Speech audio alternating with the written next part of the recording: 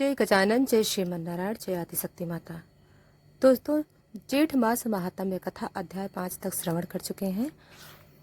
आज आइए जेठ मास महात्म्य कथा अध्याय 6 को श्रवण करते हैं।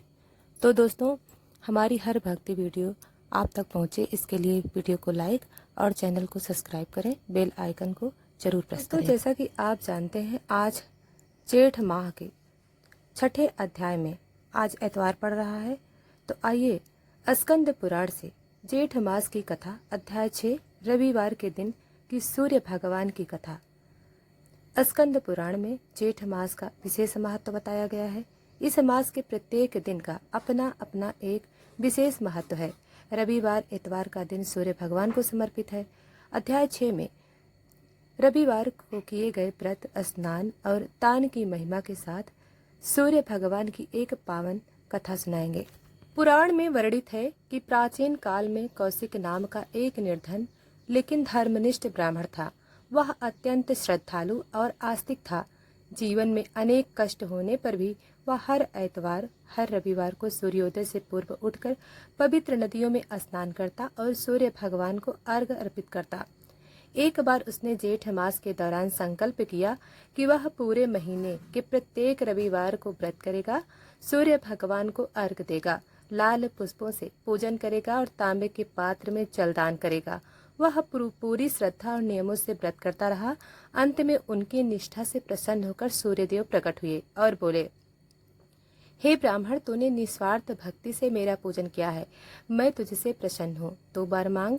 ब्राह्मण ने कहा, हे भास्कर देव, मुझे ऐसा आशीर्वाद दीजिए कि मेरा जीवन सुख शांति से व्यतीत हो और मोक्ष की प्राप्ति हो। सूर्यदेव ने आशीर्वाद दिया, जो जेठ मास के रविवार को मेरा विधि पूर्वक पूजन करेगा, दान करता है और व्रत करता है, उसे सभी पापों से मुक्ति मिल जाती है, रोग और दरिद्रता से छुटकारा मिलता है और अंत में सूर्यलोक की प्राप्ति होती है। दोस्तों, रविवार को प्रातः स्नान करके तड़के उठकर गंगा जल या किसी पवित्र जल से स्नान करें। सूर्य अर्घ तांबे के पात्र में जल, लाल फूल, रोली और अक्षत डालकर सूर्य भगवान को अर्घ्य दें। पूजन, सूर्य भगवान की प्रतिमा या चित्र को लाल वस्त्र पहनाकर लाल पुष्प अर्पित करें। गेहूं से बने मीठे पकवान, गुड़ और घी का भोग लगाएं। तांबे का बर्तन, गुड़, लाल वस्त्र, चावल और घी का ब्राह्मण को दान करें। इससे रोग नाश और नेत्र ज्योति की वृद्धि होती है, दीर्घ आयु समृद्धि प्राप्त होती है, सूर्य देव की कृपा, समस्त ग्रह दोष दूर होते हैं, अंत में सूर्य लोक की प्राप्ति होती है, जो मोक्ष मार्ग का द्वार है। दोस्तों, अब आइए सुनते हैं दूसरी कथा। राहुल एक स्वतंत्र पत्रकार था। नई नई जगहों पर घूमने पुराने रहस्यों को उजागर करता था, पुराने रहस्यों को बताता था। उसकी आदत थी। एक दिन उसे एक खबर मिली कि उत्तराखंड के एक छोटे से गांव देवपुरी की एक पुरानी हवेली में पिछले 50 सालों में एक कमरा बंद है। लोग कहते हैं कि उस कमरे में कोई आत्मा है और जो उसे खोलता है वह लौट कर नहीं आता। राहुल यह सुनते ही रोमांच हो गया।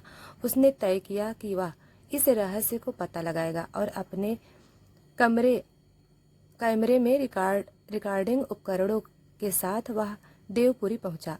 गांव के बाहर ही वह हवेली खड़ी थी, ठीक वैसी ही जैसे फिल्मों में दिखाई जाती है।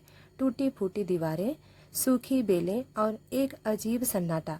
गांव वाले ने उसे कई बार मना किया कि वह उस हवेली में न जाए, खासकर रात में, लेकिन राहुल ने मुस्कुराते हुए कहा, डर के आगे तो कहानी है। हवेली के अंदर घुसते ही उसकी नज़र सबसे पहले पड़ी उस कमरे के दरवाजे पर। भारी लोहे का बना और उस पर एक बहुत ही पुराना ताला जड़ा था, जिस पर कुछ रहस्यमयी आकृतियां खुदी थीं। राहुल ने हवेली में ही रुकने का निश्चय किया। गांव के कुछ दूरी पर होने की वजह से वहां कोई आता जाता नहीं था। उसने एक कमरे में बिस्तर लगाया, कैमरे लगाए और नोटबुक में हर बात दर्ज करने लगा। रात के करीब 1 बजे अचानक दरवाजे की जंजीर खड़कने लगी। राहुल जाग गया। कैमरे की फुटेज चेक की, पर कुछ नहीं दिखा। वह हिम्मत करके उस बंद कमरे की ओर बढ़ा। जैसे ही वह करीब पहुंचा, उसे ठंडी हवा का झोंका महसूस हुआ और ऐसा लग रहा जैसे किसी ने उसे धक्का दिया हो। वह पीछे से गिर पड़ा। कमरे का ताला वैसा था, लेकिन अब ताले से हल्की नीली रोशनी निकल रही थी। राहुल हैरान था। यह कोई सामान्य मामला नहीं था। वह वापस कमरे में आया, अपनी डायरी में लिखा। अगले दिन राहुल गांव में कुछ बुजुर्गों से मिला। एक 90 वर्षीय बुजुर्ग जगन उसे बताया वो हवेली कभी राजा रुद्र प्रताप की थी। उन्होंने अपनी पत्नी को उसी कमरे में बंद किया था। वह रानी बहुत ज्ञानी थी, पर उन्होंने उस पर जादू टोना का झूठा इल्जाम लगाया था। कहते हैं रानी के मरने से पहले श्राप दिया कि जो भी इस कमरे को खोलेगा उसे अपने अपराध का प्रायश्चित करना होगा। राहुल ने पूछा, क्या कोई उसे खोलने गया? हाँ, कुल 3 लोग गए। एक अंग्रेज अफसर, एक तांत्रिक और एक कॉलेज का लड़का। तीनों कभी नहीं लौटे। राहुल अब और उत्सुक हो गया। उसने तय किया कि कल रात मैं ताला खोलूंगा। रात 12 बजे राहुल उस कमरे के सामने पहुंचा। उसने मोबाइल कैमरा चालू कर दिया और धीरे से ताले को छुआ। अचानक ताला अपने आप खुल गया। दरवाजा करकराहट की आवाज के साथ खुला। भीतर घुप अंधेरा था, पर जैसे ही राहुल ने टॉर्च जलाया, सामने दीवार पर खून से लिखा था। कैमरे में एक पुराना पलंग, एक आईना और एक बंद संदूक था। राहुल ने जैसे ही आईने में देखा, उसे अपने पीछे एक औरत की परछाई दिखी। वह पलटा, कोई नहीं। उसने जैसे ही संदूक खोला, उसने एक पुरानी डायरी और एक लोहे की अंगूठी थी। डायरी पर नाम लिखा था, रानी वसुधा। राहुल ने डायरी पढ़नी शुरू की। उसमें रानी की पीड़ा, उसके ऊपर लगे झूठे इल्जाम और पति के विश्वासघात की बातें थीं। अंतिम पन्ने पर लिखा था, मैं लौटूंगी हर उस आत्मा में जो सत्य की तलाश में आएगा, और मैं उसे सजा दूंगी हर उस आत्मा को जो झूठ के सहारे जी रहा है। राहुल के हाथ पांव कांपने लगे और अचानक कमरे का दरवाजा बंद हो गया अपने आप। अगले दिन गांव वालों ने देखा कि हवेली से धुआं उठ रहा है। वे भागते हुए कमरे का दरवाजा खुला था, लेकिन अंदर कोई नहीं था। लेकिन एक वीडियो कैमरा पड़ा था। जब उन्होंने कैमरा चलाया, उसमें राहुल की आखिरी संदेश रिकॉर्ड था, मैं जानता हूँ मैंने भी अपने अतीत में झूठ बोले हैं और किसी को धोखा दिया है। शायद इसलिए मैं चुना गया। यह हवेली, यह आत्मा, यह सिर्फ रानी की नहीं है, यह हर उस आत्मा की है जिसे अन्याय ने मार दिया, और वह हर बार लौटती है अपने सत्य के साथ, अपने बदले के लिए। वीडियो उसके पीछे एक धुंधली स्त्री धीरे धीरे पास आती है और फिर अचानक कैमरा बंद हो जाता है। राहुल कभी नहीं मिला। उसकी खोज में कई पत्रकार, पुलिस और लोग गए, लेकिन वह सब वापस लौट आए, सिवाय उन लोगों के जिनके दिल में कोई गुप्त पाप था। हवेली का वह कमरा अब फिर से बंद है, पर अब उसके ताले पर लिखा था, सत्य की राह का स्वागत है, पर पापी संभल जाएं। आयुष देवपुरी पहुंचा। कैमरा, लैपटॉप और एक बायोमेट्रिक से खुलने वाला डिजिटल लॉकर साथ लेकर गांव वालों ने फिर मना किया, पर अब किसी में पहले जैसा डर नहीं था। वे बोले, अब कोई शोर नहीं सुनाई देता, बस सन्नाटा है, जैसे वहां कुछ सो गया है, पर जागा नहीं। आयुष ने उसी हवेली के सामने अपना टेंट लगाया। रात 11 बजे उसने अंदर प्रवेश किया। कैमरे का वही दरवाजा, पर अब ताला नहीं था। दरवाजे पर लिखा था, सत्य की राह का स्वागत है। आयुष ने गहरी सांस ली, कैमरा चालू कर दिया, दरवाजा खोला। भीतर अब वही संदूक, वही आईना और फर्श पर राख के कुछ चिन्ह थे। अब दीवार पर लिखा था, मैं वापस आऊंगी जब कोई और सच्चाई छिपाएगा। आयुष ने संदूक खोला। अब वहां 2 डायरी थी, एक रानी वसुधा की, दूसरी राहुल की।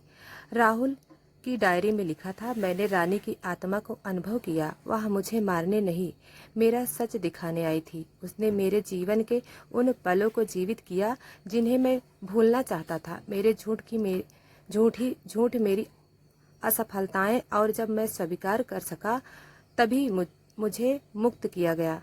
आयुष चौंका तो राहुल मरा नहीं था। आयुष उस कमरे में कुछ घंटों बैठा रहा। अचानक समय जैसे ठहर गया। आईने में उसे अपना चेहरा नहीं दिखा, बल्कि राहुल का चेहरा दिखा, बूढ़ा, थका हुआ पर शांत। आईने से आवाज आई, तू आया है जानने के लिए, पर क्या तू तैयार है देखने के लिए? कमरे की दीवारें पिघलने लगी और आयुष खुद को एक पुराने कालखंड में देखता है, जैसे 1800 के दशक में। अब वह हवेली के अंदर एक सैनिक है, राजा रुद्र प्रताप का गुप्तचर, जो रानी का जासूसी करता है और झूठी गवाही देता है कि रानी जादू टोना करती है। उसी के झूठ के कारण रानी को बंद कर दिया। आयुष चीखता है, नहीं, यह नहीं हूँ। लेकिन एक आवाज आती है, तेरा शरीर नया है पर आत्मा पुरानी। अचानक कमरा हिलने लगता है, खिड़कियां बंद होने जाती हैं। आयुष बेहोश होकर गिर जाता है। सुबह गांव में कुछ युवा जो वीडियो रिकॉर्ड कर रहे थे हवेली में घुसे। उन्होंने आयुष को कमरे के फर्श पर अचेत पाया और बगल में बड़ी डायरी में अंतिम पंक्ति थी। आयुष को अस्पताल में होश आया। उसने जो देखा बताया, पर किसी ने विश्वास नहीं किया। अब वह बदल चुका था। वह शांत हो गया, गंभीर हो गया। उसने रिसर्च का अधूरा छोड़ा और हिमालय में एक आश्रम में चला गया। अब हवेली के बाहर कोई ताला नहीं, कोई चेतावनी नहीं, पर एक नई पंक्ति दीवार पर खुद गई। 10 साल बीत गए।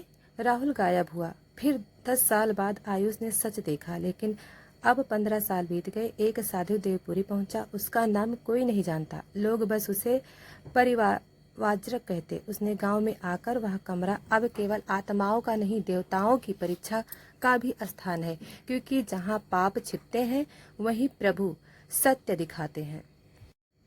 गांव के मंदिर में बैठे हुए लोगों ने कहा, तुम लोग ने उसे हवेली कहा, पर वह ध्यान गृह था। वहां कभी एक सिद्ध साधक तप करता था, जिसका नाम था वशिष्ठानंद। उन्होंने स्वयं सूर्य भगवान का साक्षात्कार वहीं किया था। लेकिन जब राजा रुद्र प्रताप ने अहंकार में आकर उस स्थान को कब्जा किया, तो वहां का तेज ढक गया। गांव वाले बोले, पर अब तो वहां आत्मा है। परिजात बोले, वह आत्मा रानी वसुधा की नहीं, तुम्हारे भीतर के अहंकार, झूठ और मोह की है। उसे बाहर निकालने का एक उपाय है, भगवान नाम का प्रकाश। रात को परिवारजक अकेली हवेली में गए, हाथ में केवल एक जलता दीपक और गायत्री मंत्र की माला। कमरे में प्रवेश करते हुए उन्होंने कहा, हे सूर्य नारायण, जिस स्थान पर तुम प्रकट हुए वह अब अधर्म की छाया से ढका है। आज मैं तुम्हें फिर पुकारता हूँ। उन्होंने आदित्य हृदय स्रोत का जाप किया। कमरे की दीवारें थरथराने लगी। आईना टूट गया, संदूक खुल गया और उसमें से तेजस्वी अग्नि कण निकले। वह एक ज्योति में परिवर्तन हो गए और कमरे में प्रकाश फैल गया।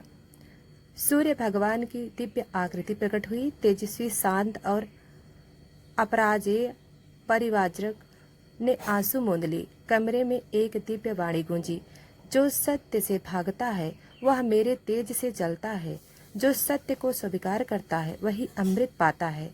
अब कमरे की दीवारें पर लिखे सभी रक्त वर्ण अक्षर मिटने लगे। आईना अब शुद्ध जल की कांच बन चुका था, जिसमें हर आने वाला अब अपना आत्मिक रूप देख सकता था। अब कमरे के बाहर एक नया श्लोक खुद गया, तमसो मा ज्योतिर्गमय सत्यम शिवम सुंदरमेयन कर्मण पवित्रो भूयात। अंधकार से प्रकाश की ओर चलो। सत्य ही शिव और सुंदर है। जिसका कर्म शुद्ध है वही मुक्ति को प्राप्त करता है। परिवारजक ने गांव छोड़ दिया। किसी ने नहीं पूछा कि वे कौन थे, पर अब हवेली एक तीर्थ बन गई। हर पूर्णिमा को वहां सूर्य अर्घ, गायत्री जाप और सत्य नारायण की कथाएं होती हैं। राहुल की कहानी अब एक डरावनी नहीं, एक प्रेरणादायक बन चुकी थी। आयुष हिमालय में ध्यान करता और सूर्य मंत्र पर रिसर्च करता रहा, और वह आईना अब भी वही है, और जो भी उसमें देखता अपने भीतर का सत्य देखता। यह रहस्यमयी कथा अब एक आध्यात्मिक यात्रा बन गई है। हमें सिखाती है कि डर बाहर नहीं होता, वह भीतर होता है, और केवल प्रभु का प्रकाश, सत्य को स्वीकार और पवित्र कर्म ही उस अंधकार को मिटा सकता है। तो बोलिए सूर्य भगवान की जय। दोस्तों, यह वीडियो अगर पसंद आई हो तो वीडियो को लाइक और चैनल को सब्सक्राइब करें।